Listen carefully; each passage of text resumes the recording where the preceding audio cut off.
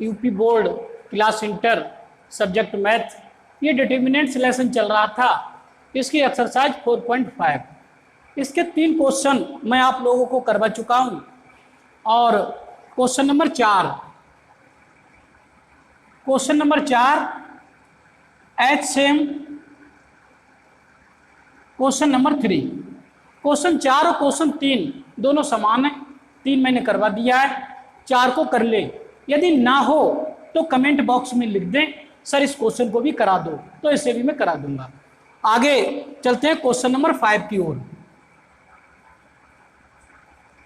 Question number 5 में ये कहा है 5 से 11 तक दिए गए आव्यूह के व्युत्क्रम जिनका अस्तित्व हो ज्ञात करो।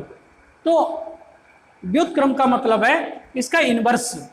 ए मैट्रिक्स यदि दिया हुआ है, एक मैट्रिक्स 5वें क्वेश्चन में एक मैट्रिक्स ए दे रखा है 2 -2 4 और 3, कह रहे ये दिया हुआ है तो इसका इनवर्स निकालो। ए इनवर्स निकाल के दिखाना है,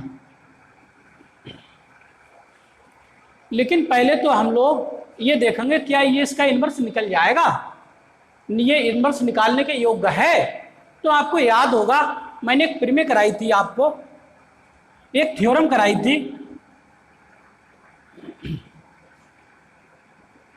थ्योरम मैंने कराई थी आपको, ए adjoint A is equal adjoint A और ए बराबर डिटर्मिनेंट्स ए आई, ये कराई थी। ये आपको याद होगा। अगर इसको इसके बराबर रख दिया जाए, ए एडजॉइंट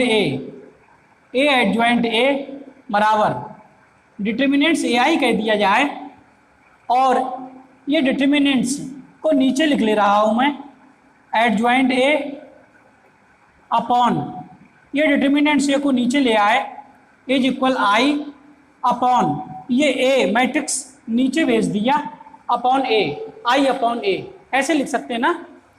और इस ए को ऊपर ट्रांसफर कर दें तो ए की पावर 1 है, अभी 1 है ना, तो ए ऊपर जाएगा तो इनवर्स के रूप में आ जाएगा। तो ये ए इनवर्स का मान आ जाएगा निकल, ए आई मिलेगा साथ में, एक आई भी है। इस ए को ऊपर भेज दिया तो ए इनवर्स हो जाएगा ना, और आई तो है ही साथ में, बराबर इधर मिलेगा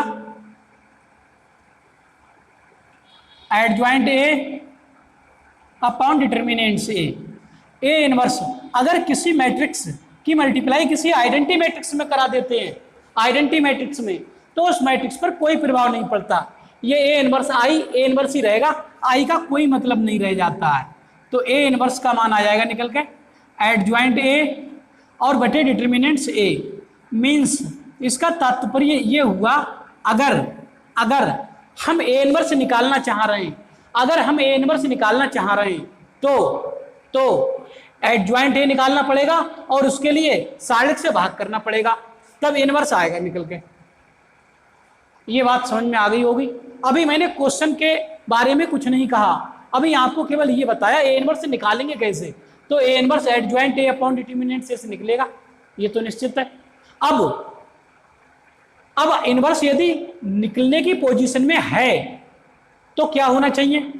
अब आप एक चीज पे विचार करो कि अगर इसका मैं सारणिक निकालूं, ए का सारणिक निकालूं, सारणिक इसे मिटा दे रहा हूं। अगर मैं ए का सारणिक निकाल रहा हूं, इसका सारणिक निकाल रहा हूं मैं, क्योंकि आवश्यकता भी पड़ेगी उसकी, यहां पर आवश्यकता पड़ेगी। तो ए का सारणिक निकालेंगे तो सारणिक में 2 - 2 4 3, ये डिटर्मिनेंट फॉर्म में आ जाएगा। इसका मान आएगा निकल के, सारणिक का मान आएगा निकल के 3 दूनी 6 माइनस सूत्र का। अब मल्टीप्लाई ऐसी होगी, माइनस प्लस माइनस, माइनस का मिलेगा 4 दूनी 8, तो ये माइनस इस माइनस से मिलकर प्लस बना लेगा ना, तो इसकी वैल्यू आई 8 6 14 डिटर्मिनेंट से। कहने का तात्पर्य है determinant A is not equal to 0, ये शून्य के बराबर तो नहीं आया। इसको लिखने की क्या आवश्यकता पड़ गई, क्या आवश्यकता पड़ गई, देखो यहां से, अगर डिटर्मिनेंट्स का मान शून्य हो जाता तो इसके नीचे जब शून्य आ जाता ना, तो ये देख रहे हो अपरिभाषित हो जाता।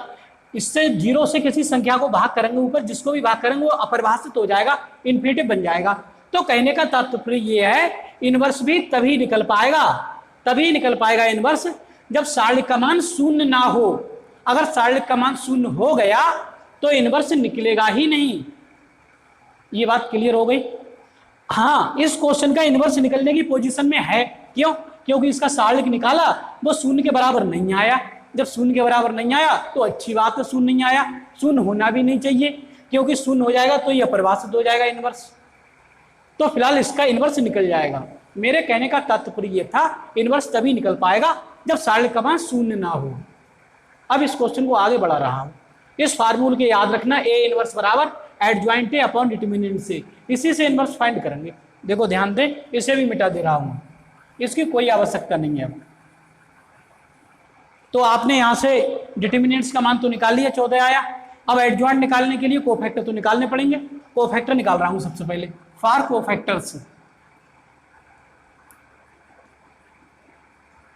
कोफैक्टर्स ऑफ ए के कोफैक्टर के लिए A11 1 और 1 2 के लिए प्लस। अब पहले एलिमेंट का माइनर आएगा, इसका माइनर ये रो एक कॉलम हटाने से प्राप्त होगा, सारणिक में 3 आ जाएगा। तो एक ही एलिमेंट मिला तो वैल्यू प्लस के 3 ही रहेगी। A12 इस एलिमेंट की बात हो रही, ये रो ये कॉलम गया, 4 मिलेगा, 2 1 3 माइनस वैसे आएगा, और एलिमेंट 4 मिलेगा तो वैल्यू माइनस के 4 ही आएगी। अब इस एलिमेंट की बात कर रहे हैं A21 की, 2 और 1 3 के लिए माइनस, अब इसका माइनर आएगा, ये रो इस कॉलम को हटाने से प्राप्त होगा -2, तो -2 ये माइनस माइनस प्लस के 2 हो जाएगा। अब इस एलिमेंट की बात करेंगे कोफैक्टर इसका A22 2 2 4 के लिए प्लस सम संख्या है, और इसका कोफैक्टर इस रो और इस कॉलम को हटाने से प्राप्त होगा डिटरमिनेंट्स 2, तो इसकी वैल्यू 2 ही आएगी। तो ये कोफैक्टर आ गए निकल के। इससे कोफैक्टर मैट्रिक्स बना दे रहा हूं, कोफैक्टर मैट्रिक्स ऑफ ए।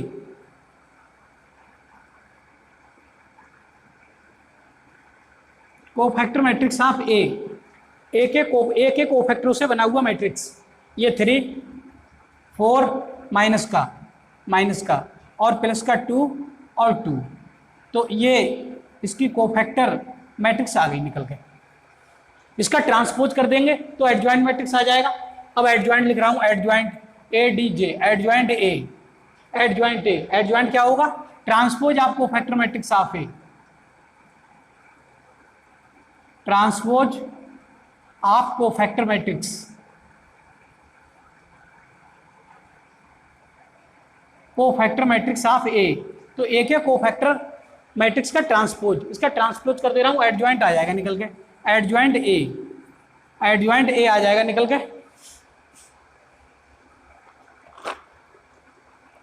तो इसका ट्रांसपोज कर दे रहा हूं, ये पहली रो पहला कॉलम बना दे रहा हूं इसे 3 - 4, ये दूसरी रो है इसे दूसरा कॉलम बना दे रहा हूं 2 2, तो एडजॉइंट आया निकल के। अब हम ए इनवर्स फाइंड कर सकते हैं आसानी से, इसे मिटा दे रहा हूं। अब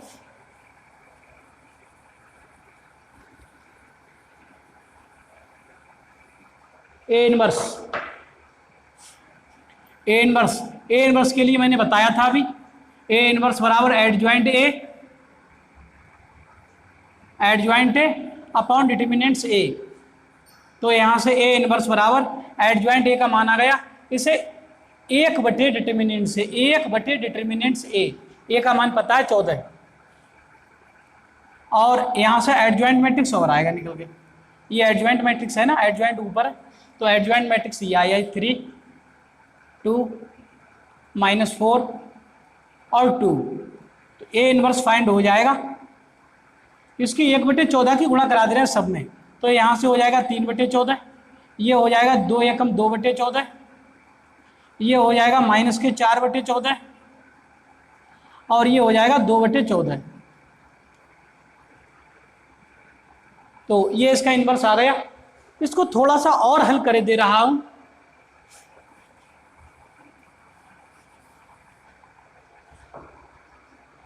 ए इनवर्स इज इक्वल 3 से ये तो कटेंगे नहीं, ये तो 3/14 ही रहेंगे, ये कट जाएगा 2 एकम 2 2 7 14, 1/7 आ जाएगा, ये 2 दूनी 4, ये माइनस के 2/7 आ जाएंगे, 2 दूनी 4 2 7 14, और ये भी 1/7 आ जाएगा। तो ये इसका इनवर्स ए का इनवर्स है, ये मैट्रिक्स ए था, इसका हमने इनवर्स निकाल लिया। तो ये इनवर्स आ गया, ये आंसर के रूप में लिख देंगे, यहाँ लिख देंगे आंसर। तो मैं समझता हूँ ये क्वेश्चन आप लोगों की समझ में आ गया होगा। इस तरीके के और भी क्वेश्चन एक्सरसाइज में हैं, उनके लिए मैं वीडियो बनाऊंगा। और इस वीडियो को लाइक कर दें, चैनल को सब्सक्राइब कर लें, वीडियो को यार दोस्तों में भी शेयर कर दें, जिससे गरीब और कमज़ोर वर्ग के बच्चे भी मेरे द्वारा पढ़ाई हुई वीडियो का लाभ ले सकें और भविष्य में एक अच्छे गणित छात्र के रूप में जाने जा सके। इस वीडियो में इतना ही, धन्यवाद।